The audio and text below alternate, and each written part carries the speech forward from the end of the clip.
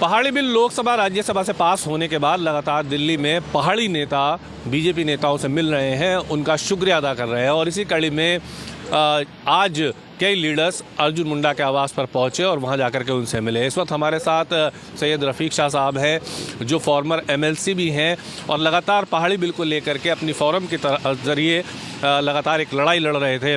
सैयद रफ़ीक शाह साहब, लगातार आप लोग कोशिश कर रहे थे और लोकसभा राज्यसभा से बिल पास हो गया है। आपकी जो उम्मीदें थी उस पर सरकार खरा उतरी है, कैसे देख रहे हैं?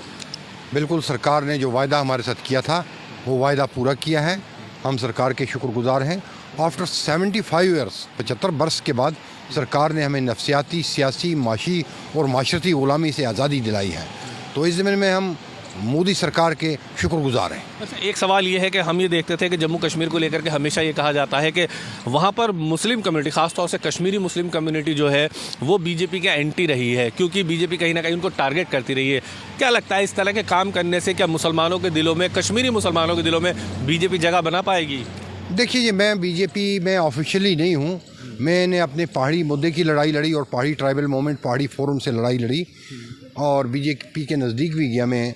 लेकिन मैं एक बात बताऊं, जो ये मज़हब की बातें या ख़तरे की बातें या इनसिक्योरिटी की बातें करते हैं ये लोग, ये सियासी दुकानें चला रहे हैं। सीधी सीधी जो बात है।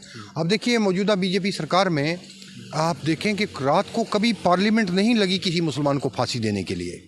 रात को सुप्रीम कोर्ट से कोई फ़ैसला नहीं आया किसी कश्मीरी को फांसी दे दो। जब पास्ट गवर्नमेंटों को हम देखते हैं तो वहाँ रात को पार्लियामेंटें लगी थी कश्मीरियों को फांसी देने के लिए। वहाँ रात को सुप्रीम कोर्ट ने फैसले किए थे कि फ़लाँ कश्मीरी को फांसी दे दो, फ़लाँ को दे दो। बीजेपी गवर्नमेंट में आप एक भी मिसाल बताएं किसी कश्मीरी मुसलमान को फांसी हुई है? हाँ, जो मिलिटेंट था वो लड़ते हुए मारा गया, उसमें हम कुछ नहीं कहेंगे। जो बंदूक उठाएगा उसने मरना है। उसका जो है इंटेंशन और उसका काज ही है मरना या मारना। जो बंदूक उठाएगा वो मरेगा। लेकिन जो सरकार आज काम कर रही है, क्या लगता है आपको कि उससे जम्मू कश्मीर की आवाम खुश है? अगर आज चुनाव करा दिया जाए तो वो वोट बीजेपी के लिए तब्दील कर पाएगी, वो वोट हो पाएंगे बीजेपी के लिए? देखिए, मैंने पहले आपको कहा है कि मैं ऑफिशियली बीजेपी में नहीं हूँ।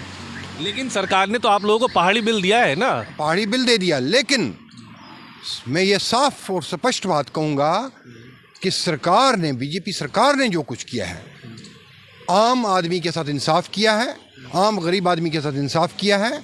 और जो सियासी जागीरदारी थी, जो सियासी गुंडागर्दी थी, जो सियासी वल्गरिज्म था, वो सब ख़त्म किया है। आज इस देश का आम नागरिक इस देश का बादशाह है।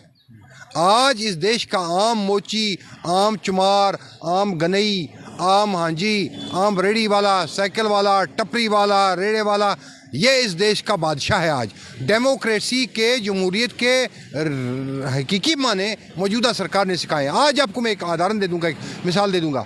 आज कश्मीर में कोई फ़ौजी गोली नहीं चलाता है, कहीं कोई फ़ौजी रास्ते चलते सीटी नहीं बजाता है, कहीं कोई डंडा लेकर पुलिस वाला खड़ा नहीं है, लेकिन अमन कायम है।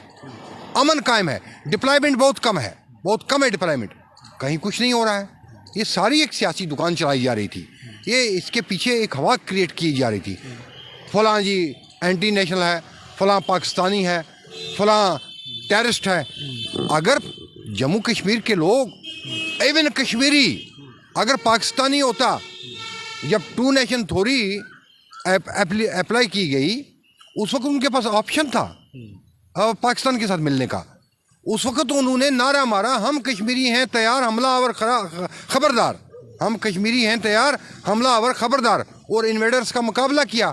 जो हमारी इंडियन ट्रूप्स हैं वो तो 27 अक्टूबर 1947 के बाद वहाँ पहुँचे। तब तक तो हम खुद लड़ रहे थे, हमारे आबा अजदाद लड़ रहे थे। हमने लड़ा है, हमने कबायलियों को, हमने पाकिस्तानियों को वापस, हमारे पेरेंट्स ने, हमारे आबा अजदाद ने भगाया है। उस वक्त 2 नेशन थ्योरी को रिजेक्ट किया है जम्मू कश्मीर के लोगों ने, खासकर कश्मीर के मुसलमानों ने। यानी कहीं ना कहीं कहा जाए तो आज अमन सुकून की आप बात कर रहे हैं, बहुत खुल कर कह रहे हैं कि आज अमन सुकून है घाटी के अंदर। बिल्कुल अमन सुकून है, ज़हनी सुकून है, इनसिक्योरिटी नहीं है, इंसाफ है, हक इंसाफ हो रहा है लोगों के साथ। बहुत शुक्रिया बातचीत करने के लिए। वीडियो जर्नलिस्ट साजिद के साथ मैं ताबिश कमाल, दिल्ली।